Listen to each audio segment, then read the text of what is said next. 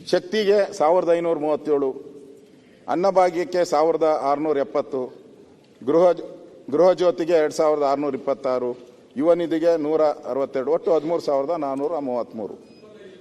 ಇದು ಕೋಟಿಗಳು. ಇದು ಆ ಜನಾಂಗಕ್ಕೆ ಮಾಡಿದಂಥ ಮೋಸ ಅಂತ ನಾನು ಹೇಳಕ್ಕೆ ಇಷ್ಟಪಡ್ತೀನಿ. ಅದರಿಂದ ಇನ್ನಾದ್ರೂ ಕೂಡ ಇವತ್ತು ನಾನು ಮುಖ್ಯಮಂತ್ರಿಗಳಿಗೆ ಗಮನಕ್ಕೆ ತಂದಿರೋದ್ರಿಂದ, ಯಾಕಂದರೆ ನಮ್ಮ ಪ್ರಧಾನಿಯಾಗಿದ್ದಂಥವರು ಅವ್ರು ಕೊಟ್ಟಿರೋಂಥ ಲೆಟ್ರು, ಇಂದಿರಾ ಗಾಂಧಿಯವರು ಬರೆದಿರೋ ಪತ್ರನ, ನಂದು ಬೇಡ, ಆ ಪತ್ರನ ನೋಡಿ ನೀವು ಆ ಮಹಾರಾಷ್ಟ್ರದ ಮಾಡಲ್ ತಗೊಂಬನ್ನಿ. ಆ ಇಲಾಖೆಗೆ ಒಂದು ಸ್ವತಂತ್ರತೆ ಕೊಡಿ. ಯಾರೇ ಮಂತ್ರಿ ಆಗಲಿ, ಮುಂದೆ ಮಂತ್ರಿ ಆಗೋರು ಯಾರಾದರೂ ಕೂಡ ಅವರು ಧೈರ್ಯವಾಗಿ ಸಮಾನವಾಗಿ ಮುಖ್ಯಮಂತ್ರಿ ಯಾವ ರೀತಿ ಬಡ್ಜೆಟ್ ಮಾಡ್ತಾರೋ ಆ ರೀತಿ ಅವರು ಕೂಡ ಒಂದು ಬಡ್ಜೆಟ್ ಮಾಡಲಿ. ಬಡ್ಜೆಟ್ ಮಾಡಲಿ. ಬಡ್ಜೆಟ್ ಮಾಡಲಿ. ಎಲ್ಲ ಇಲಾಖೆಯವ್ರನ್ನ ಕರೀರಿ, ಎಲ್ಲ ಇಲಾಖೆಯ ಸೆಕ್ರೆಟರಿನ ಕರೀರಿ. ನಿನ್ಗೆ ಎಷ್ಟು ದುಡ್ಡು ಬೇಕಪ್ಪ, ನಿನ್ನ ಅವಶ್ಯಕತೆ ಏನಿದೆ, ಎಸ್ಸಿಗೆ ಏನು ಮಾಡ್ತೀಯಾ, ಅವ್ರ ಅಭಿವೃದ್ಧಿಗೆ ಹೆಂಗೆ ನೀನು ಜಾರಿಗೆ ತರ್ತೀಯಾ, ಅವರ ಉದ್ಧಾರ ಹೆಂಗೆ ಮಾಡ್ತೀಯಾ ಅಂತ ಅವ್ನು ಕನ್ವೀನಿಯನ್ಸ್ ಆದರೆ ಅವ್ರಿಗೆಲ್ಲರಿಗೂ ದುಡ್ಡು ಕೊಡಲಿ. ಮುಖ್ಯಮಂತ್ರಿ ಅಲೋಕೇಶನ್ ಮಾಡಬೇಕಷ್ಟೇ, ಉಳಿದಿದ್ದಲ್ಲ ಆ ಇಲಾಖೆ ಮಾಡಬೇಕು. ಆವಾಗ ಅವ್ರಿಗೆ ನ್ಯಾಯ ಕೊಟ್ಟಂಗಾಗ್ತದೆ. ಇನ್ನು ನೀವೇನಾನ ಹಿಂಗೆ ಮಾಡಲಿಲ್ಲ ಅಂದರೆ ನೀವು ಮಾಡಲ್ಲು ಅಂತೀರ. ಹಾಗೆ ನನ್ನ ಸಂತೋಷ, ಕರ್ನಾಟಕ ಮಾಡಲ್ ಮಾಡಿ ನಮ್ಗೆ ಸಂತೋಷ. ಮಾಡಲ್ ಅಂತೀರ. ನೀವು ಇದೇ ಥರ ಮಾಡ್ಕೊಂಡು ಹೋದರೆ ನೀವು ಮುಂದೆ ಆ ತಾರತಮ್ಯ ಏನಿದೆ 10 ವರ್ಷದ್ದು, ಇನ್ನೊಂದು 10 ವರ್ಷ ಹೋದರೆ 15 ವರ್ಷಕ್ಕೆ ಹೋಗ್ತದೆ. ಮುಂದೆ ಇದನ್ನು ನಾವು ದೂರ ಆಗೋಗ್ತೀರಿ. ಆ ದೂರ ಆಗಬಾರ್ದು ಅಂತ ನೀವು ಆಶಯ ಇಟ್ಕೊಂಡಿದ್ದೀರಾ ಅಂತ ನನ್ನ ಭಾವನೆ. ಮುಖ್ಯಮಂತ್ರಿಗಳು ಆ ಆಶಯ ಇದೆ, ನಿಮಗೆ ಆ ಕಮಿಟ್ಮೆಂಟ್ ಇದೆ, ಏನಾದರೂ ಮಾಡಬೇಕು ಅನ್ನೋ ಕಮಿಟ್ ಇದೆ. ಶುರು ಮಾಡಿ. ಇವಾಗ ನೀವಿದ್ದಾಗ ಪ್ರಾರಂಭ ಮಾಡಿದ್ರೆ ಅದೊಂದು ರೆಕಾರ್ಡ್ ಆಗ್ತೈತೆ.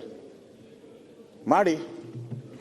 ಇನ್ನು ನಮ್ಮ ಉಪಮುಖ್ಯಮಂತ್ರಿಗಳು ಅವರು ಕೇಳ್ತಾರೆ, ನಮ್ಮ ತೆರಿಗೆ ನಮ್ಮ ಹಕ್ಕು ಅಂತ.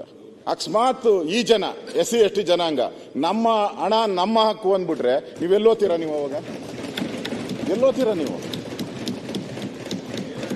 ನಮ್ಮ ಹಕ್ಕು ನಮ್ಮ ಇದು ಅಂತ ಹೇಳ್ಬಿಟ್ರೆ ಹಣ ಅಂದ್ರೆ ನೀವೆಲ್ಲೋಗ್ತೀರ? ಅವಾಗ ಸರ್ಮಾಡಕ್ಕೆ ನಮ್ಮ ಮುಖ್ಯಮಂತ್ರಿಗಳು ಹೇಳಿದ್ರು, ಸನ್ಮಾನ್ಯ DK ಶಿವಕುಮಾರ್ ಅವರು ಇರ್ಲಿಲ್ಲ ಅವಾಗ. ಇರ್ಲಿಲ್ಲ. ಅಲ್ಲ, ಅವ್ರು ಕೂತಿದ್ದೆ, ನಿನ್ಗೂ ಕೂತ್ಕೊಬೇಕು, ಕೂತ್ಕೊಳ್ತೀನಿ. ಆಯ್ತು. ನಿಮ್ಗೂ ಎಕ್ಸ್ಪೀರಿಯನ್ಸ್ ಇದೆ. ಹಿಂದೆ ಇದನ್ನ ಮಾಡಿದಾಗ ಮುಖ್ಯಮಂತ್ರಿಗಳು ಬೆಳಗಾಮಲ್ಲಿ ಆಂಜನೇಯ ಕೋಟ್ ಗಿಟ್ ಹಾಕೊಂಡು ಫಸ್ಟ್ ಕ್ಲಾಸ್ಗೆ ಬಂದ. ಇಡೀ ದೇಶದಲ್ಲಿ 84,000 ಕೋಟಿ ಇತ್ತು SC TSPಗೆ. ನಾವು ಮಾಡಿದಾಗ 27,000 ಕೋಟಿ ಇತ್ತು. ಇಡೀ ಜನಸಂಖ್ಯೆ ಆಧಾರದ ಮೇಲೆ ಆ ಜನಸಂಖ್ಯೆಗೆ ಅನುಕೂಲ ಆಗಲಿ ಅನ್ನೋ ದೃಷ್ಟಿಯಿಂದನೇ ಅವತ್ತು ನಾವೊಂದು ಕಾಯ್ದೆನ ನಾವು ಮಾಡಿದೆವು. ಈ ಹಣನ ಆ ಸಮಾಜಕ್ಕೆ ಆಯ್ತು, ರೇಷ್ಯೋ ಮೇಲೆ ನೀವು ಹೇಳ್ದಂಗೆ ಲೆಕ್ಕ ಹಾಕಕ್ಕಾಗಲ್ಲ. ಬಟ್ ಫುಡ್ ವಿಚಾರ ಇರ್ಬೋದು, ಯುವ ನಿಧಿ ಇರ್ಬೋದು, ಫಾರೆಸ್ಟ್ ಹೆಣ್ಮಕ್ಳಿಗಿರ್ಬೋದು. ಅಲ್ಲ 1 ಸೆಕೆಂಡ್ ಆಯ್ತಪ್ಪ. ಈಗ ನನ್ನೊಂದು ಡೌಟು. ಈಗ ಹುಲಿಗೆ ಸಂಬಂಧಪಟ್ಟಾಗೆ ನಾನು MLA ಜಸ್ಟ್ ವಾಂಟ್ ಔಟ್. ಹುಲಿಗಂತ ನನ್ನೊಂದು ಭಾವನೆ, ಅದು ಹುಲಿಗಂತ ಕೊಟ್ಟದಲ್ಲ. ಕಾಡು ಟ್ರೈಬಲ್ ಏರಿಯಾದಲ್ಲಿ SC ST ಜನಾಂಗ ಇದೆ, ಅವರೊಂದು ಹುಲಿಯಿಂದ ರಕ್ಷಣೆ ಮಾಡಿ ಅಲ್ಲಿ ಕೆಲಸ ಆಗಬೇಕಲ್ಲ. ಅಲ್ಲಿ SC ST ಜನಾಂಗ ಯಾರು ಜೀವನ ಮಾಡಿದೆ, ಹೌದು, ಫಾರೆಸ್ಟ್ ಏರಿಯಾದಲ್ಲಿ ಇದ್ದಾರಲ್ವಾ. ಇದು ನಾನು ಹಾಗೆ ಅನಿಸ್ತೇನೆ ಅಷ್ಟೇ. ಆ ಜನಾಂಗಕ್ಕೆ tribal people who live in the forest. ರಕ್ಷಣೆ ಅಂತಲ್ಲ, ನನ್ನ ಆಲೋಚನೆ ಬಂದಷ್ಟು. ನೋಡಿ, ಟ್ರೈಬಲ್ ಏರಿಯಾದಲ್ಲಿ ತುಂಬಾ ಜನ ಇರ್ತಾರೆ, ಫಾರೆಸ್ಟ್ ಏರಿಯಾದಲ್ಲಿ. ಅದೇ ನೀವು ಆಲೋಚನೆ ಮಾಡ್ಬೇಕಲ್ಲ, ಆಲೋಚನೆ ಮಾಡೋದು ಮಾತ್ರ ಹಂಗೆ ಆಗುದು. ಅದು ಆಶ್ಚರ್ಯದಲ್ಲ ಅವ್ರ ಉತ್ತರ ಆಯ್ತು ಸರ್.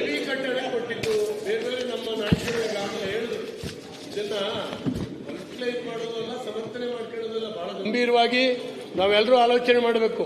ಆ ಜನಾಂಗದಿಂದ ಬಂದಿರತಕ್ಕಂಥ ಅನೇಕ ಶಾಸಕರು 2 ಪಕ್ಷದಲ್ಲಿ ಪ್ರತಿಪಕ್ಷ ಮಾತಾಡ್ಲಿ. ಇದು ಸೀರಿಯಸ್ನೆಸ್ ಆಯ್ತು, ಮತ್ತೆ ನೀವು ಮಾತಾಡ್ತಾರೆ, ನೆಕ್ಸ್ಟ್ ಮಾತಾಡ್ಲಿಕ್ಕೆ ಹೆಸರು ಇದೆ ನಿಮ್ದು, ಮಾತಾಡ್ಲಿ. ಈಗ ತಾವೇನ್ ಹೇಳಿದ್ರಿ? ಆಯ್ತು, ನಾನು ಹಿಂದೆ ಪಡ್ಕೊಂಡಿದ್ದೇನೆ, ನೀವು ಮಾತಾಡಿ. ಚರ್ಚೆ ಬೇಡ, ನಾನು ಹಿಂದೆ ಪಡ್ಕೊಂಡಿದ್ದೇನೆ. ಮಾತಾಡಿ, ನೀವು ಮಾತಾಡಿ, ಚರ್ಚೆ ಬೇಡ, ನೀವು ಮಾತಾಡಿ. ಈಗ ನೀವು ಮಾತಾಡಿ. ರಕ್ಷಣೆಗಾಗಿ ಕೊಟ್ಟ ಆಯ್ತು, ಬಿಟ್ಟು ಬಿಡಿ, ಯಾಕೆ ಚರ್ಚೆ ಇದರಲ್ಲಿ? SC/ST ಜನಾಂಗದವ್ರು ಹೋದ್ರೆ ಅಟ್ಟೆ ಕಡಿಬಾರ್ದು. ಆಯ್ತು, ಜನರಲ್ ಹೋದ್ರೆ ಕಡಿಬೇಕು. ಅದು ನೀವು ಹೋದ್ರೆ ನಿಮ್ಗೆ ಬೇರೆ ಕೊಡುವ, ನೀವು ಹೋದಾಗ ನಿಮ್ಗೆ ಬೇರೆ ಮಾಡುವ. ಆಯ್ತು, ಚರ್ಚೆ ಬೇಡ. ಸಮರ್ಥನೆ ಮಾಡಿದ್ರೆ ಆಯ್ತು, ಚರ್ಚೆ ಬೇಡ, ಅದನ್ನು ಚರ್ಚೆ ಯಾಕೆ? ಅಲ್ಲಿ ಆಯ್ತು, ಅದಲ್ಲಿ ಯಾಕೆ ಚರ್ಚೆ ಎಲ್ಲಿದ್ದಕ್ಕೆ? ಹುಲಿಗಳು ಆರಾಮ್ ಕುಂಡಿರ್ಬೇಕು. ಆಯ್ತು, SC/ST ಅವರು ಬಂದಿದ್ದಾರೆ. ಜನರಲ್ದವರು ಯಾರೋ ಬ್ರಾಹ್ಮಣ ನೀವು ಸುಮ್ಮನೆ ನೀವೇ ಕೆಣಕಿ. ಅಲ್ಲಪ್ಪ, ನನಗೆ ಆಲೋಚನೆ ಹೇಳಿದೆ ನಾನು. ನೀವು ಕೆಣಕಿದ್ರಿ. ನಾನು ಆಲೋಚನೆ ಹುಲಿ ಆಯ್ತು, ಆಯ್ತು, ಅದನ್ನು ಯಾಕೆ? ಯತ್ನವ್ರೆ ಕೂತ್ಕೊಳ್ಳಿ. ಯಾಕಂದ್ರೆ ಹುಲಿಗೆ ನನಗೆ ಬಹಳ ಸಂಬಂಧ. ಆಯ್ತು, ನಾನು ಸನ್ಮಾನ್ಯ ಮುಖ್ಯಮಂತ್ರಿ ಅವರಿಗೆ ಬಿಟ್ಟಿದ್ದೀನಿ. ನಾನು ಇಷ್ಟೊತ್ತೂ ಆ ಜನಾಂಗದ ಸಮಸ್ಯೆಗಳು, ಆ ಜನಾಂಗದ ಏನೇನು ಪ್ಲಾನ್ ಇದೆ ಅದೆಲ್ಲನೂ ಕೂಡ ಹೇಳಿದ್ದೀನಿ. ಅವ್ರಿಗೇನು ನ್ಯಾಯಯುತವಾಗಿ ಸಿಗಬೇಕಾಯಿತು ಅದು ತಪ್ಪೋಗ್ತಾ ಇದೆ, ಅದನ್ನು ಸರ್ ಮಾಡಿ ಅನ್ನೋದು. ನೀವು ಬಡ್ಜೆಟಲ್ಲಿ ಏನು ಘೋಷಣೆ ಮಾಡಿದ್ದೀರಾ, ಈ ಮಾಡಿರೋಂಥ ಘೋಷಣೆಯಲ್ಲಿ ಆ ಹಣವನ್ನು ಯೂಸ್ ಮಾಡಿರೋದು ಅಪರಾಧ, ಅದು ತಪ್ಪು, ಮಾಡಬಾರ್ದಾಗಿತ್ತು. ನೀವು ಮಾಡಿದ್ರೆ ಏನಾಗುತ್ತೆ, ಆ ತಾರತಮ್ಯನ ನೀವು ಯಾವತ್ತೂ ಕೂಡ ತಪ್ಪಿಸೋಕ್ಕೆ ಸಾಧ್ಯನೇ ಇಲ್ಲ, ಹಾಗೇ ಹೋಗ್ತೈತೆ. ನಾನು ಹೇಳಿದ್ನಲ್ಲ, ಅವ್ರಿಗೆ 2,000 ಕೊಟ್ಟರೆ ಇವ್ರು 4,000 ಕೊಟ್ಟರೆ ಆ ಮಟ್ಟಕ್ಕೆ ಬರೋಕ್ಕೆ ಅವಕಾಶ ಆಗುತ್ತೆ, ಇಲ್ಲ ಅಂದರೆ ಸಾಧ್ಯನೇ ಇಲ್ಲ. ಆ ದೃಷ್ಟಿಯಿಂದ ಮುಖ್ಯಮಂತ್ರಿಗಳು ಇದ್ರ ಬಗ್ಗೆ ಬಡ್ಜೆಟಲ್ಲಿ ಮಾಡಿರೋದು ಸರಿಪಡಿಸ್ಕೊಬೇಕು. ಅವರು ಈ ಗ್ಯಾರಂಟಿಗಳು ಕೊಟ್ಟಿದ್ದಾರಲ್ಲ ಅದನ್ನು ತೆಗೆದು ಆ ಜನಾಂಗಕ್ಕೆ ಕೊಡುವಂಥ ವ್ಯವಸ್ಥೆ ಆಗಬೇಕು ಅನ್ನೋದು ನನ್ನ ಆಗ್ರಹ.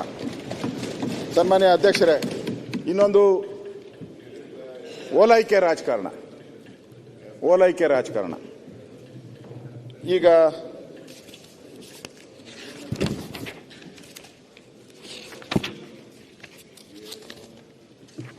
ಬಡ್ಜೆಟ್ ಮಾಡಿದಾಗ ಕೆಲವರು ಕಾಮೆಂಟ್ಗಳು ಮಾಡಿದ್ರು, ಏನೇನೋ ಬೇರೆ ನಾನೇನು ಹೇಳಿಲ್ಲ, ಹಂಗೆ ಹಲಾಲ್ ಬಡ್ಜೆಟ್ಟು ಏನೇನೋ ಬಡ್ಜೆಟ್ಗಳು ಅಂದರು.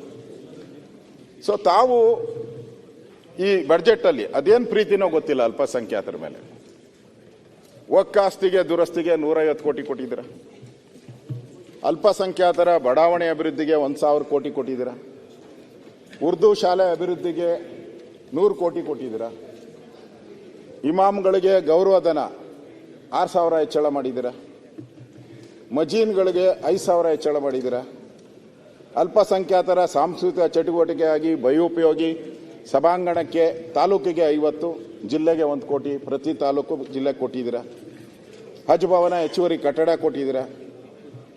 ಅದೇ ರೀತಿ ಅಲ್ಪಸಂಖ್ಯಾತರು ಹೆಚ್ಚಿರುವ ಕಡೆ ITI ಅಭಿವೃದ್ಧಿಗೆ ಹಣ ಕೊಟ್ಟಿದ್ದೀರ, ಅಲ್ಪಸಂಖ್ಯಾತ ವಿದ್ಯಾರ್ಥಿಗಳಿಗೆ ಫೀ ವಾಪಸಾತಿ 5 ಲಕ್ಷರವರೆಗೆ ಕೊಟ್ಟಿದ್ದೀರ, ವಿದೇಶಕ್ಕೆ ತೆರಳುವ ಅಲ್ಪಸಂಖ್ಯಾತ ವಿದ್ಯಾರ್ಥಿಗಳಿಗೆ 30 ಲಕ್ಷ ಸ್ಕಾಲರ್ಶಿಪ್ ಕೊಟ್ಟಿದ್ದೀರ, ಅಲ್ಪಸಂಖ್ಯಾತ ವಿದ್ಯಾರ್ಥಿನಿಯರಿಗೆ ಹಾಸ್ಟೆಲ್ ಕೊಟ್ಟಿದ್ದೀರ.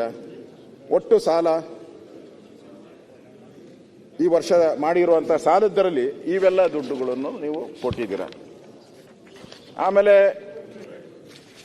ಸರ್ಕಾರದ ಮುಸ್ಲಿಮರಿಗೆ ಗುತ್ತಿಗೆಯಲ್ಲಿ ಮೀಸಲು ಅಂತ ಬಂದಿದೆ. ಆಮೇಲೆ DK ಶಿವಕುಮಾರ್ ಹೇಳಿದ್ದಾರೆ ಅದು ತಪ್ಪು, ಕೊಟ್ಟಿಲ್ಲ ಅಂತ. ಬಟ್ ಕೊಟ್ಟಿರೋದು ನಿಜ ಅಂತೇಳಿ ಬಂದಿದೆ. ಅವರಿಗೆ ಗುತ್ತಿಗೆಯಲ್ಲಿ 5% ಏನೋ ಇದೆ, 4% ಮೀಸಲಾತಿಯನ್ನು ಕೊಟ್ಟಿದ್ದಾರೆ. ರಿಲಿಜಿಯನ್ ಬೇಸಿಸ್, ನಮ್ಮಲ್ಲಿ ಆ ಥರ ರಿಲಿಜಿಯನ್ ಬೇಸಿಸ್ ಕೊಡುವಂಥ ಒಂದು ಪ್ರಾವಿಷನ್ ಇಲ್ಲ ಅಂಬೇಡ್ಕರ್ ಸಂವಿಧಾನದಲ್ಲಿ. ಜಾತಿ ಹೆಸರಲ್ಲಿ ಕೊಡ್ಬೋದು, ಆದರೆ ರಿಲಿಜನ್ ಹೆಸರಲ್ಲಿ ಕೊಡಬಾರ್ದು ಅನ್ನೋದು ಇದೆ.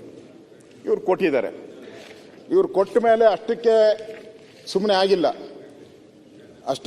ಆಗಿಲ್ಲ. ನಮ್ಮ ಜಮೀರ್ ಅಹಮದ್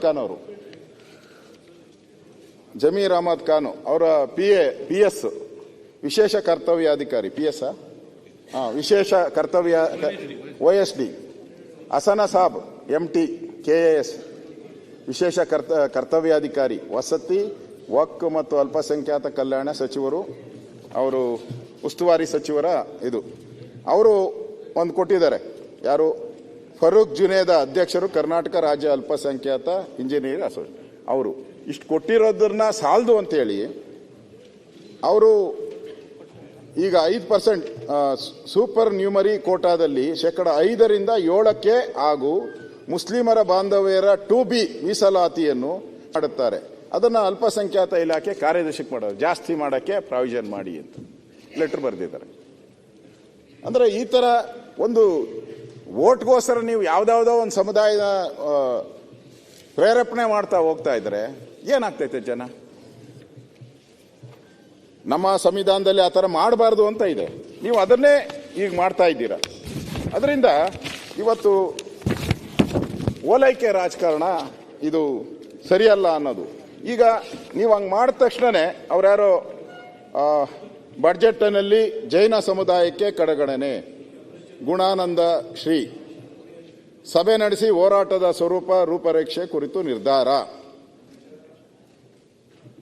ಮುಖ್ಯಮಂತ್ರಿ ಸಿದ್ದರಾಮಯ್ಯನವರು ಕೇವಲ ಒಂದು ಭಾಗದ ಸಿಎಂ ಅಲ್ಲ, ರಾಜ್ಯದ ಎಲ್ಲ ಭಾಗ ಎಲ್ಲ ಸಮುದಾಯದ ಅನ್ನು ಅರ್ಥ ಮಾಡಿಕೊಂಡು ಎಲ್ಲರಿಗೂ ನ್ಯಾಯ ಒದಗಿಸುವ ಕಾರ್ಯ ಮಾಡಬೇಕು. ಅನ್ಯಾಯದ ಬಗ್ಗೆ ಹಾಗೂ ನಮ್ಮ ಬೇಡಿಕೆಗಳು ಈಡೇರಿ ಆಗ್ರಹಿಸಿ ಶಾಂತಿಯುತ ಹೋರಾಟ ನಡೆಸುವ ನಿಟ್ಟಿನಲ್ಲಿ ಶೀಘ್ರವೇ ಜೈನ ಸಮುದಾಯ ಮುಖಂಡರು ಸಭೆ ನಡೆಸಿ ಹೋರಾಟದ ಸ್ವರೂಪ ತಿಳಿಸಿದ್ದಾರೆ. ನೋಡಿ, ಇಲ್ಲಿ ಜೈನ ಮತ್ತು ಇದೆಲ್ಲ ಸೇರಿದ್ರೆ ಎಷ್ಟು ಕೋಟಿ ಆಗುತ್ತೋ ಗೊತ್ತಿಲ್ಲ, ಆದರೆ ಜೈನ, ಬೌದ್ಧ, ಸಿಖ್ ಎಲ್ಲರಿಗೂ ಸೇರಿ 10 ಕೋಟಿ ಕೊಟ್ಟಿದ್ದಾರೆ.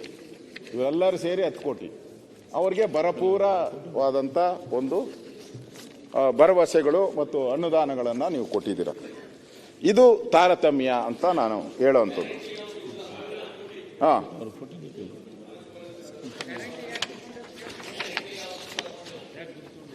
ಯಾವುದದು? ಇದರಿಂದ ಯಾವ ತಗೊಂಡಿಲ್ಲ, ಅವ್ರು ಸಿಕ್ಕೋದು ಕಡಿಮೆ ಅಲ್ಲ, ಅವ್ರು ಈಸಿ ಅಲ್ಲ ಏನೋ.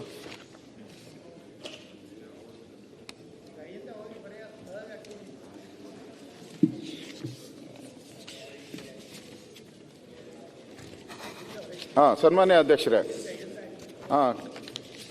ಈ ಬಡ್ಜೆಟ್ಟಲ್ಲಿ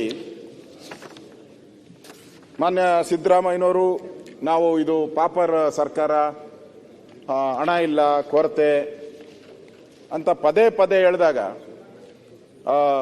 ಮುಖ್ಯಮಂತ್ರಿಗಳು ಹೇಳ್ತಾ ಇದ್ರು, ನಂದು ಪಾಪರ್ ಬಡ್ಜೆಟ್ ಅಲ್ಲ, ನನ್ನ ಪಾಪರ್ ಸರ್ಕಾರ ಅಲ್ಲ, ನಮ್ಮ ಹತ್ರ ಯಥೇಚ್ಛವಾದಂಥ ಹಣ ಇದೆ, ಬೇಕಾದಷ್ಟು ಸರ್ಪ್ಲೆಸ್ ಇದೆ. ಸಾಲದ ಹಣ ಅಲ್ಲ, ಅವ್ರು ಹೇಳಿರೋದು, ನೀವು ಸಾಲ ಅಂತ ಹೇಳ್ತೀರಾ, ಅವ್ರು ಸರ್ಪ್ಲೆಸ್ ಅನ್ನೋ ಥರ ಹೇಳಿದ್ರು. ಸನ್ಮಾನ್ಯ ಅಧ್ಯಕ್ಷರೇ, ಕಳೆದ ನಮ್ಮ ಸರ್ಕಾರ ಇದ್ದಾಗ ಬಸವರಾಜ ಬೊಮ್ಮಾಯಿ ಅವರು ಮುಖ್ಯಮಂತ್ರಿ ಆಗಿದ್ದಾಗ ಅವರೆಷ್ಟು ಅನುದಾನಗಳನ್ನು ಕೊಟ್ಟಿದ್ದಾರೆ, ತಾವೆಷ್ಟು ಅನುದಾನಗಳನ್ನು ಕೊಟ್ಟಿದ್ದೀರಾ?